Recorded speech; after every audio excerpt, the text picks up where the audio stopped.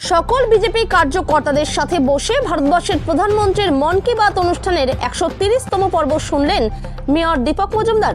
ভারতবর্ষের প্রধানমন্ত্রী নরেন্দ্র মোদী রবিবার ওনার মাসিক মন কি বাত অনুষ্ঠানে দেশ বিদেশের মানুষের সঙ্গে নিজের চিন্তাভাবনা ভাগ করে নেন। প্রধানমন্ত্রীর এবারের মন কি বাত অনুষ্ঠানটি ছিল 130তম পর্ব। সারা দেশের সঙ্গে ত্রিপুরার প্রতিটি জেলার বিজেপি সংগঠন সহ মণ্ডল এবং বুথ স্তরের সকল বিজেপি কর্মকর্তারা আজ প্রধানমন্ত্রী নরেন্দ্র মোদীর মন কি বাত অনুষ্ঠানটি শ্রবণ করেন।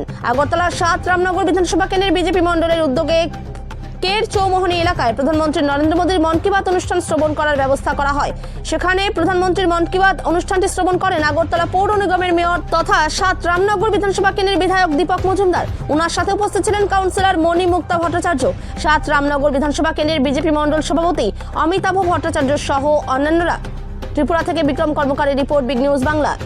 মন কি বাত অনুষ্ঠান প্রধানমন্ত্রী নরেন্দ্র মোদীজি প্রতি মাসের শেষ সপ্তাহে সারা দেশবাসী সহ বিশ্ববাসীর কাছে ভারতবর্ষের অগ্রগতি, ভারতবর্ষে কীভাবে চলবে আগামী দিন এবং যে সকল ব্যক্তি রাষ্ট্র গঠনে বিভিন্নভাবে সহযোগী মনোভাবে কাজ করছেন এবং তাদের পারদর্শিতা, তাদের দূরদর্শিতা এবং তাদের যে নতুন চিন্তা ভাবনাকে সবার সামনে তুলে ধরেন, যাতে অন্যরা উৎসাহিত হয় এবং এই কাজে আত্মনিয়োগ করে।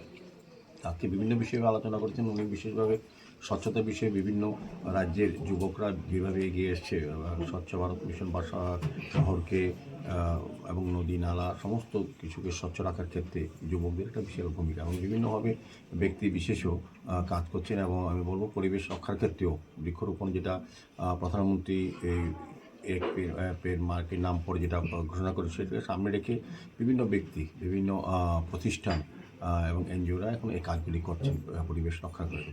ধন্যবাদ জানিয়েছেন এবং আমাদের কালচারটাকে সারা বিশ্বে, শুধু ভারতবর্ষের বাইরে, বিশেষ করে মালয়েশিয়ার উনি দেখিয়েছেন যে আমাদের যে পরম্পরা, যে ঐতিহ্য বা সংস্কৃতিকে তুলে ধরার জন্য শাড়ি পরে মহিলারা যেভাবে বেশি সংখ্যায় তারা অনুষ্ঠান করছেন, এতে খুব খুশি হয়েছেন। এবং এখানে একটা কালচারাল টিম হয়েছে মালয়েশিয়া ইন্ডিয়া যুগ্মভাবে, এটাকে ডেভেলপ করা হচ্ছে এবং তামিল ভাষা বা তামিল সংস্কৃতিকে তুলে ধরার জন্য সারা বিশ্বে যেভাবে প্রসার হচ্ছে, তিনি ধন্যবাদ জানিয়েছেন। উনিও চাইছেন যে তামিল ভাষাকে যাতে সবাই করে এবং তামিলের ভাষার সঙ্গে যাতে সবাই যুক্ত হয়ে যায়, তো এটা বলেছেন। এবং প্রজাতন্ত্র দিবস উপলক্ষে উনি আগাম শুভেচ্ছা জানিয়েছেন দেশবাসীকে।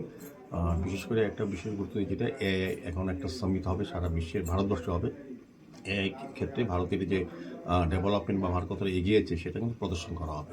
স্বাভাবিকভাবে আমি বলবো যে মন কি বাত অনুষ্ঠান আমাদেরকে সমৃদ্ধ করে, বিশেষ করে সারা ভারতবর্ষে কী হতে যাচ্ছে, আগামী দিন ভারতবর্ষে কীভাবে বিকশিত ভারত তৈরি হচ্ছে সব দিক দিয়েই উন্নয়নের ক্ষেত্রে, সেটা কিন্তু প্রধানমন্ত্রী তুলে ধরেন। এবং যে সকল ব্যক্তি তাদের পারদর্শিতা, তাদের দক্ষতা এবং তাদের অংশগ্রহণ দেশ গঠনে, সেই বিষয়গুলি তাদেরকে ফোকাস করা হয়।